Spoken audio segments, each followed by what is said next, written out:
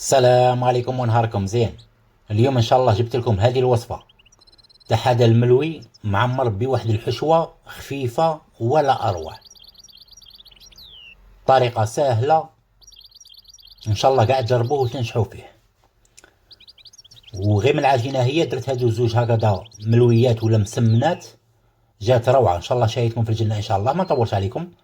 عندي جوج حبات بصل كيما شفتوهم صغار، وعندي هكذا غرفية ولا بول تاع لي زيبينار كان عندي انا في المجمد.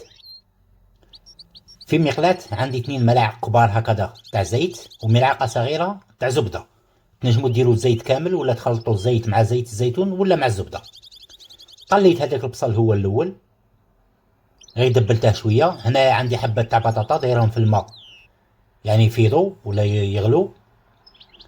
من بعد زدت عليه هذاك لي زيبينار البصل، درت الملح شوية فلفل اسود وشوية فلفل احمر. هذا محتاجينه يعني في التوابل. خلطتهم حتى انسجموا. نغطي عليهم هذيك 3 دقائق ولا 4 دقائق على نار تكون متوسطة. السميد عندي الاكسترا فين، انا استعملت سامية. درت 3 كؤوس، الكاس المستعمل 200 ملل.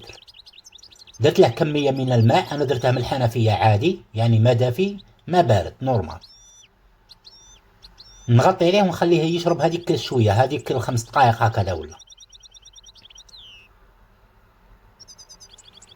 الحشوة تاعي راهي واجدة، خلوها هكذا ناشفة كيما شفتوا ونخلوها على جهة تبرد. نولوا العجينة، زدت لها كمية تاع ماء غير شوية حوالي نصف كاس هكذا ولا. عندي تقريبا ملعقة كبيرة تاع ملح، ديروا على حسب الذوق. نخلطو مليح. وانا عجنتها يعني في البيتخا. درت لها 3 كؤوب ولا اكواب تاع فرينة. الكوب المستعمل 200 ملي يعني يرفد لي 100 غرام تاع فرينة. وبديت نعجن فيها خطرة خطرة. زيدوا الفرينة حتى تحصلوا على قوام تكون طرية حتى تلصق في اليد شوية. هذا هو القوام اللي تحصلت عليه. كما راكم تشوفوا العجينة طرية وتلصق في اليد شوية. جبت البلاطو اللي ندير فيه يعني الكريات، دهنتها بالزيت. ندهن يديا بالزيت كذلك ونقرصها هكذا كويرات كويرات. انا درتهم صغار شوية. وانتم تتحكموا في الحبة. هكذا نقرصهم كامل بنفس الطريقة. دائما تعاونوا رواحكم بالزيت.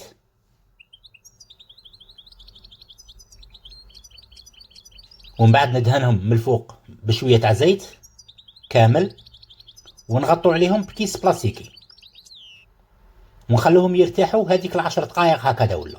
البطاطا قد ما بردت خلوها حتى تبرد يعني باش ما تعجنش معاكم. وربيتها، ربيت كمية، خليت هذوك 3 حبات على جهة يعني ما درتهاش كامل. عندي حوالي 80 حتى 100 غرام تاع جبن. انا نستعمل الشيدار تاع الاتراك، اني وريتها لكم شحال من مرة. ربيت هذه الكمية كذلك.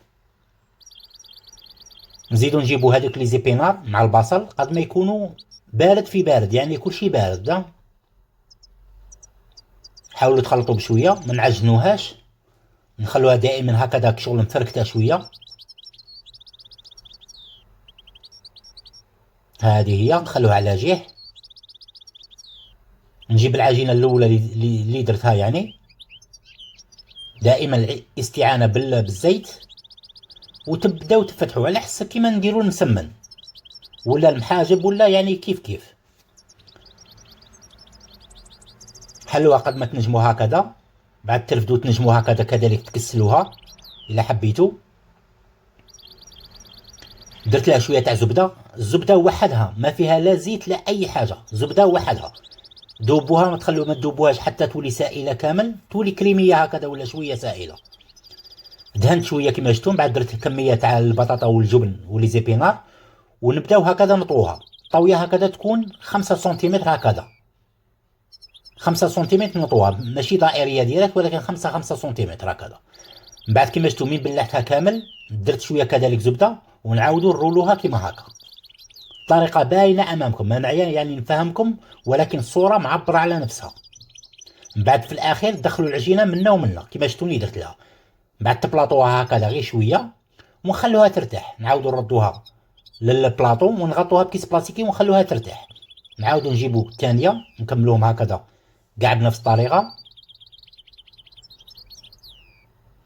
دائما الاستعانه بالزيت، وتكسلوا الا حبيتو هكذا شويه تاع زبده،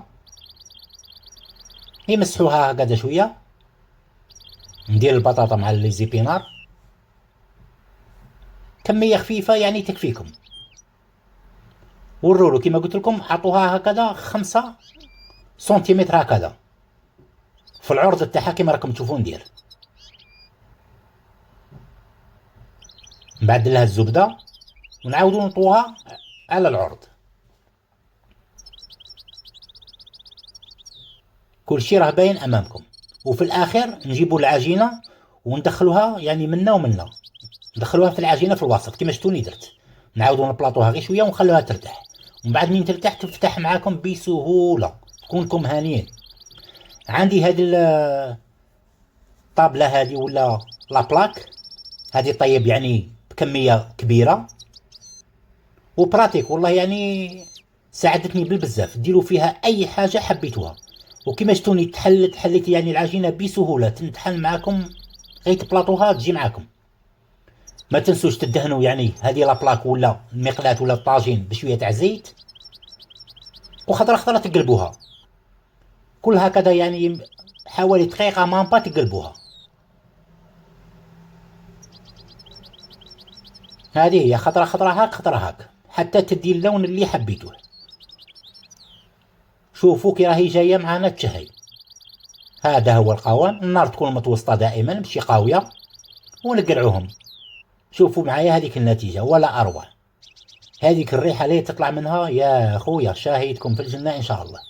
كما قلت لكم غير هكذا يعني تلبزوها يعني تنفتح معكم بسهوله. هذه هي نكملهم هكذا كاع نفس الطريقه. حتى الزوج الاخيرين درتهم على شكل مسمن كما درنا لي فيها البطاطا، ما درت فيها والو، مسحتها غير بالزبده ويعني لويتها كيما لوينا عادي، غير ما فيهاش يعني الحشوه برك، يطيب معاكم هكذا شغل مسمن. جربت غير هادو 2 حبات ولكن جاو يعني ولا اروع. شوفوا معايا هذيك النتيجه، هما لا كملتهم كاع هكذا يا خويا. هو عطاتني كميه يعني لا باس بها، ان شاء الله قاعد تجربوه وتنجحوا فيه. شوفوا هذاك القوام يجي خفيف هكذا خاوي من داخل، العجينه تجي رقيقه كيما الرقاق. شوفوا معايا كيجي مع فيه هذيك الحشوه يعني ماشي بزاف كيما نقولوا خفيفه، شويه تعجب البطاطا وشويه تاع لي زيبينار، عطاها واحد الذوق يا خويا. تنجموا حتى ديروها بالسلق كذلك، تجي معاكم شابه بالبزاف ولا اروع. حتى هذا المسمن شوفوا معايا كي جا بالضحكه. جربت هذو 2 يعني جاو مع كذلك شابين، يجوا عليه كيما نقولوا الملوي. روعه روعه روعه ان شاء الله. غير طريقه تعجبكم. هذا هو من داخل، شوفوا كيجي خاوي غير ما فيهش الحشو، هذا ما كان. ونعاودوا نولوا الوصفه تاعنا. هذا جاي شهي يا خويا، عجبتني هذه، فيها واحد القو ان شاء الله. غير طريقه تعجبكم، شاهدكم بالجنه ان شاء الله خوتي خواتاتي. هذا هو الفيديو تاعنا تاع اليوم، والسلام عليكم.